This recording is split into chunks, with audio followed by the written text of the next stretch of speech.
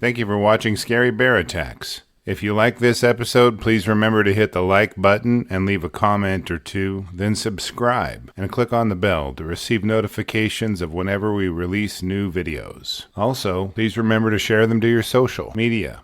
Welcome back to Scary Bear Attacks. Today's episode takes us to Idaho's Caribou-Targhee National Forest near Mule Meadows. The town of Kilgore is about 25 miles west of an area mentioned many times on this channel, Island Park, Idaho. Mule Meadows is a stone's throw away from the Montana-Idaho border, depending on how far you can throw a stone.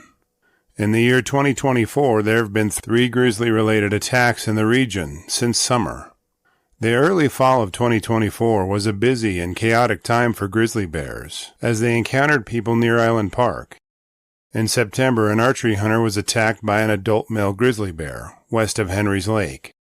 The hunter, with a friend, was stalking elk when the bear attacked, knocking him down and biting him. Both hunters managed to fend off the bear using sidearms, and the injured hunter was evacuated to a medical facility for non-life-threatening injuries. In June, a resident near Island Park shot a young grizzly male that charged at his girlfriend near their property. Each of these encounters has been featured on an episode on this channel and is linked to below this video for your review. The Caribou-Targhee National Forest, stretching for over 2.63 million acres across Idaho and Wyoming, is known for its rugged mountains, dense forests, and rich biodiversity. The vast forests bordering the greater Yellowstone ecosystem provide a haven for a wide range of wildlife, from deer, elk, and moose to apex predators like black bears, cougars, wolves, and grizzly bears. This landscape varies significantly from low-elevation valleys to towering peaks that reach over 10,000 feet. Forests are dense with lodgepole pines, Douglas firs, aspens, and shrubs, creating an ideal habitat for prey and predators. Grizzly bears are particularly active in this region during late fall as they prepare for hibernation, consuming large amounts of food to build up essential fat stores. On Saturday, October 26, 2024, an elk hunter whom we refer to as Steve was participating in one of his favorite pastimes. He was experienced in backcountry hunting and a great shot with his hunting rifle. This trip was intended to be a routine solo elk hunt through dense forest, where elk are commonly found in October. Equipped with standard hunting gear, including a rifle, the hunter knew the risks involved in grizzly bear country and was alert to potential dangers. Now is a great time to mention the hunting rifle Steve would be packing on his hunting trip. His rifle of choice was a 7mm .08, which is similar to a .308 Winchester. The .08 fires smaller bullets and has less muzzle energy. It is suited for medium-sized game like deer, is a favored varmint hunting rifle. This relatively underpowered rifle is a curious choice for elk hunting, and it is not the most favored gun to protect yourself from a charging grizzly. But if being charged by a grizzly could be anticipated, then every hunter would pack the most powerful firearm they could bring. As Steve hiked the hills and examined the trails for sign of elk, toward evening he found himself in a heavily forested area near Mule Meadows. This kind of country doesn't give its gold up without taking a comparable amount of energy and exertion. The bushes screening the southern slopes get tangled and difficult to pass through quietly. Considering they all grow short and wide, they make seeing anything concealed in their branches nearly impossible until you are danger close. As Steve maneuvered through thick brush, he pushed aside groups of branches as he passed by. He noticed a grizzly bear daybed dug into the duff of the forest, and then a few yards away he found another. As he crept through the brush, a sow grizzly broke out of some bushes a short distance away from him. They were only separated by a few yards, and Steve knew the grizzly would be upon him before he could do much to stop her.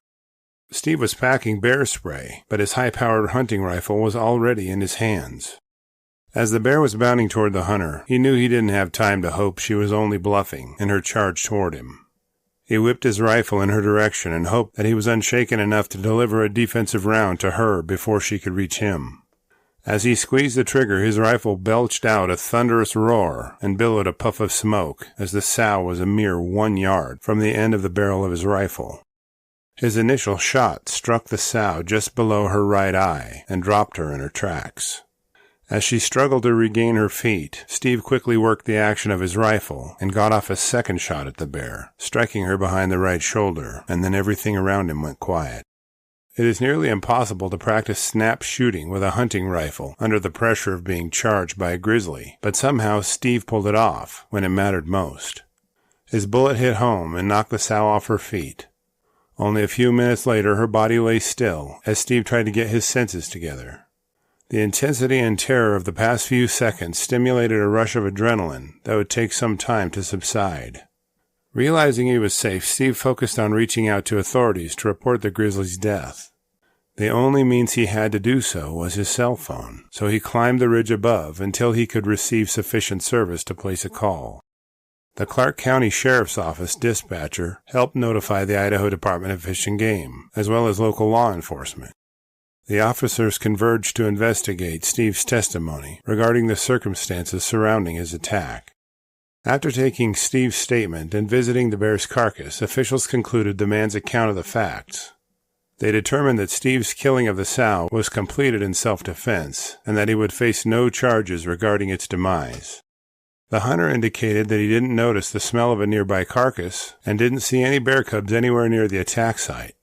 Speaking of cubs, our Cub Tier membership on Patreon, linked below, will give you ad-free early access to our episodes, and the $3 per month goes a long way in helping me continue to produce educational and entertaining content like this.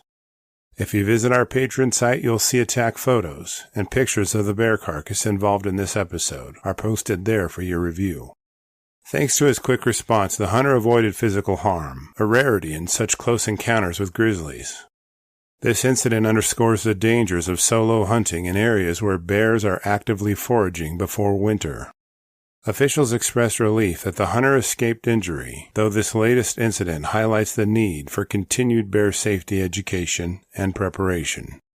The Greater Yellowstone ecosystem, which includes Caribou-Targhee National Forest, is home to a significant population of grizzly bears, with estimates ranging between 700 and 800 grizzly bears.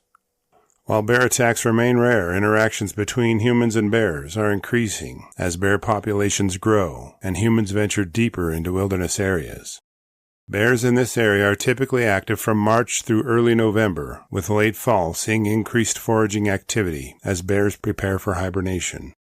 The Idaho Department of Fish and Game recommends several precautions to minimize risks when venturing into bear country, including carrying bear spray and having it accessible at all times. Avoid hunting or hiking solo whenever possible. Be vigilant for signs of bear activity, such as tracks, scat, or animal carcasses. Store food and garbage securely, at least 200 yards away from camp and 10 feet off the ground. Make noise, especially when visibility is low, to avoid surprising bears. This intense encounter near Mule Meadows is a testament to the challenges of navigating bear country, especially during fall. The hunter's quick thinking and preparedness saved his life, but it also raises questions about safety practices in bear-inhabited regions. After reviewing the facts surrounding this attack, I'm left with a few questions for you. Could this incident have been avoided with additional bear safety measures in place? What further steps can be taken to ensure human and bear safety as bear populations continue to grow? How can we better protect hunters and outdoor enthusiasts in grizzly country?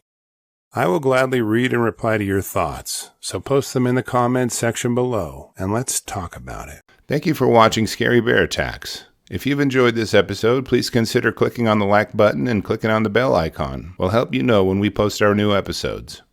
Posting our video links to your social media profiles furthers awareness, and it's fun. We slashed our prices in our merch store, linked below, so check out the bargains there while you shop.